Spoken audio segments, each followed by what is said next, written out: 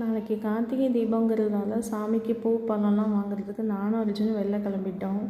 விளக்கு எல்லாமே ரொம்ப நல்லா தான் இருந்தது.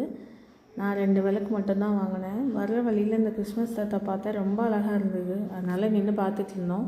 இந்த லைட்டிங்ஸுமே பார்க்குறதுக்கு ரொம்ப நல்லா இருந்துச்சு. வாங்கலான்னு நினச்சேன். அப்புறம் போய் பார்த்துட்டு அப்படியே திருப்பி ரிட்டன் வந்தாச்சு.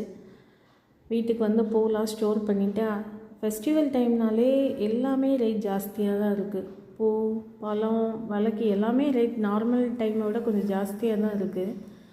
வீட்டுக்கு வந்து சிம்பிளாக ஒரு சட்னி செஞ்சு சாப்பிட்டுட்டோம். இந்த சட்னி வந்து ரொம்ப ஈஸி தான், நல்லாவும் இருக்கும். ஒரு கடாயில் எண்ணெய் விட்டு 3 வரமிளகா, கொஞ்சோண்டு புளி, ஒரு பல் பூண்டு போட்டு நம்ம நறுக்கி வச்ச கொத்தமல்லியை அதோட ஆட் பண்ணி நல்லா வதக்கிடணும். லாஸ்ட்டாக இறக்க போகையில் கொஞ்சம் தேங்காய் ஆட் பண்ணி அரைச்சோன்னா சூப்பராக இருக்கும். நம்ம தோசைக்கும் வச்சுக்கலாம், இட்லிக்கும் வச்சுக்கலாம்.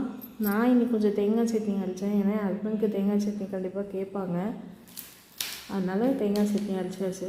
ஆனால் அர்ஜுன் இந்த சட்னியை லைக் பண்ணி சாப்பிட்டான். அவனுக்கு கொடுக்கும்போது மட்டும் கொஞ்சம் நல்லெண்ணெய் ஆட் பண்ணிக்கிட்டேன். இன்றைக்கி நைட் டின்னர் இவ்வளோ தான்.